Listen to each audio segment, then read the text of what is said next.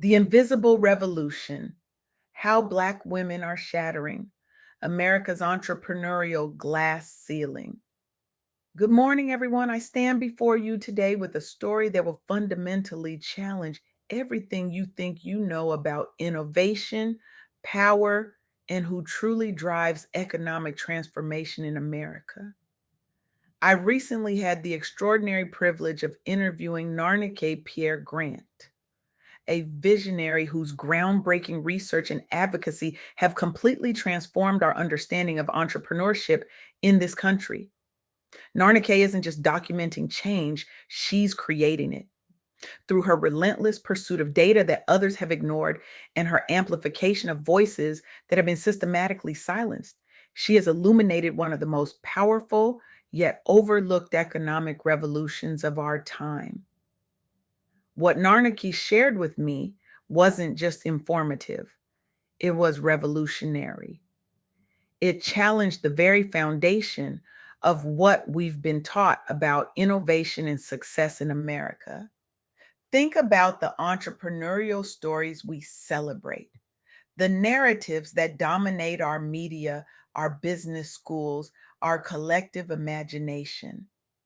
A young man in Silicon Valley has a brilliant idea, secures millions in venture funding, and builds the next unicorn company. These stories are so deeply embedded in our consciousness that they've become the default template for how we understand success. But what if I told you that template isn't just incomplete, it's fundamentally misleading? Here's the truth that should shake us all.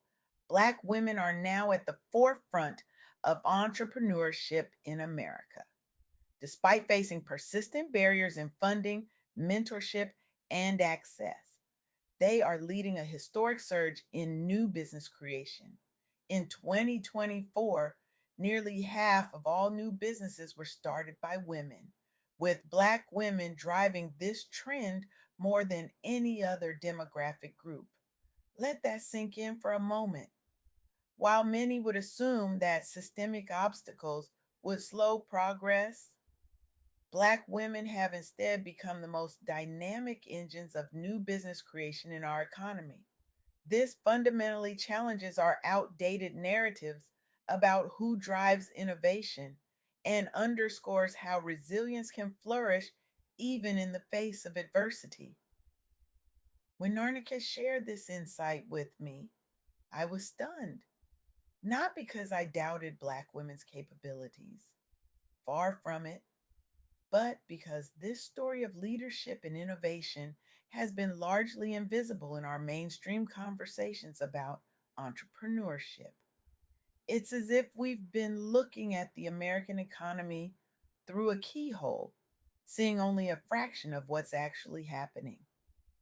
Today, I want to explore three critical insights from my conversation with Narniki that reveal not just what's happening, but why it matters for all of us.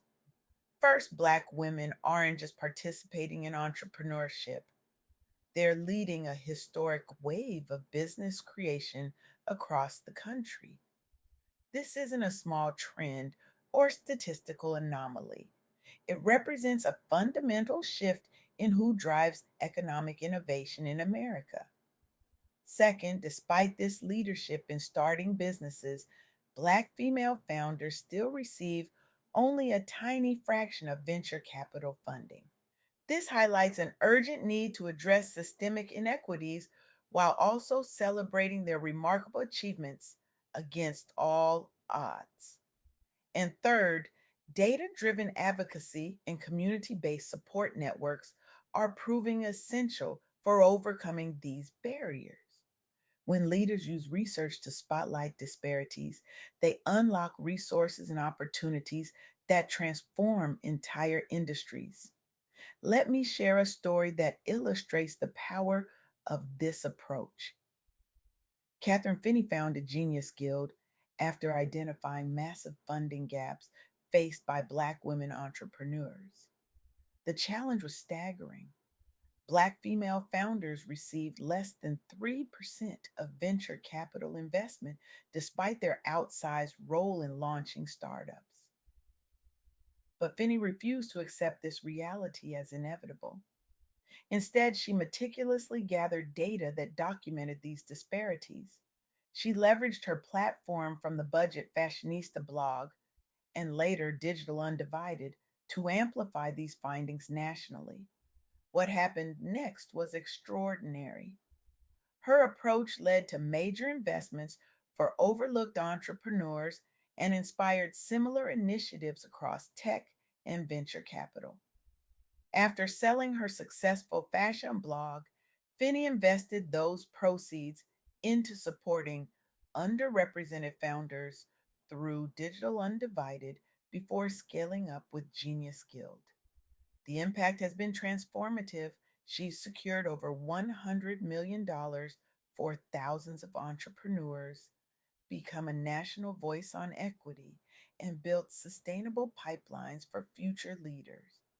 Her work has catalyzed industry wide conversations about representation and provided proof points that have empowered others to demand change. This is what happens when we combine data with determination. This is what happens when we refuse to accept the status quo. But Catherine Finney's story is part of a broader transformation that Narnike highlighted in our conversation. In 2024, nearly half, 49% of all new U.S. businesses were started by women. And within communities of color, the numbers are even more striking. AAPI and Black owned businesses are more likely to be launched by women than men. This surge didn't happen by accident. It emerged despite historic underrepresentation due to lack of access to capital, mentorship gaps, and societal expectations around gender roles. Challenges that are especially acute among communities facing intersectional bias. So, how did women overcome these obstacles? They leveraged increased educational attainment and professional experience gained over prior decades. Many turned personal adversity into entrepreneurial opportunity within community focused sectors like healthcare or retail. The outcome has been a dramatic increase in both the number and visibility of successful woman led companies, reshaping what American entrepreneurship looks like today. Millennial and Gen Z cohorts entered the workforce better educated than previous generations. As they hit their peak career years in their 30s and 40s, they channeled these skills into founding ventures that reflect community needs. We're now seeing near parity between male and female business owners overall, with majority female ownership among younger generations, a generational shift that's changing perceptions about who leads startups and creating ripple effects that inspire the next generation of leaders. But here's where the story gets complicated. As Narnike emphasized during our interview, despite this surge in women led businesses, the funding landscape remains deeply unequal. As recently as early 2025, only about 2 to 3% of global venture capital went to all female teams. Even as woman led startups surge globally, entrenched biases led investors to overlook promising ideas from diverse founders, including those with proven track records or strong market fit. This isn't just unfair, it's economically irrational. It represents billions in missed opportunities and innovations that never reach their full potential. Yet, even here, we're seeing signs of progress. Advocacy organizations began publishing transparent reports on VC distribution by gender and race. Some funds launched dedicated programs targeting underrepresented groups based on this data. The result? Slow but measurable increases in seed stage investment going toward female only teams and growing pressure on VCs and foundations to diversify their portfolios. Female founded companies continued pitching despite rejections, using publicized statistics as leverage when negotiating with accelerators and investors. What these stories reveal is something profound about innovation and resilience. The most dynamic entrepreneurial energy in America today isn't coming from the places we've been taught to look. It's coming from those who have been systematically excluded from traditional pathways to success. Black women entrepreneurs aren't succeeding because the system works for them. They're succeeding despite a system that continues to place obstacles in their path. And in doing so, they're not just building businesses, they're transforming our understanding of what entrepreneurship can and should be. This is the invisible revolution that Narnike Pierre Grant illuminated in our conversation, a revolution that challenges us to rethink our assumptions about innovation, leadership, and economic opportunity. So, what does this mean for you and me? It means we must recognize that our economy is being reshaped by forces that many of us have failed to see. It means we must acknowledge that the most powerful innovations often come from those who have been told they don't belong in the room. It means we must confront the uncomfortable truth that our systems continue to undervalue and underinvest in some of our most dynamic creators and builders. But most importantly, it means we have a choice. We can continue to perpetuate systems that exclude and undervalue diverse entrepreneurs.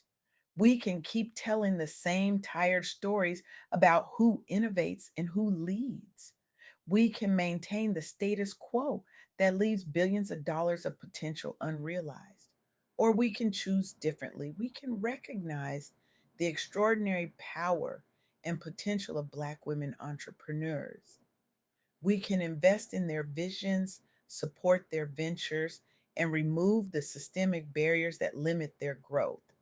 We can tell new stories about innovation that reflect the true diversity of American entrepreneurship. The choice is ours.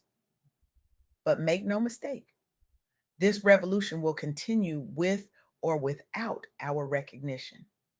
The question is whether we will be part of it or be left behind by it. I challenge each of you today to examine your own assumptions about entrepreneurship, to look at who you invest in, who you mentor, who you celebrate as innovators, and to ask yourself, am I seeing the whole picture or am I still looking through a keyhole? Because the future of American innovation isn't being written in the places we've been taught to look. It's being written by those who have been told they don't belong there. And it's time we all paid attention. Thank you.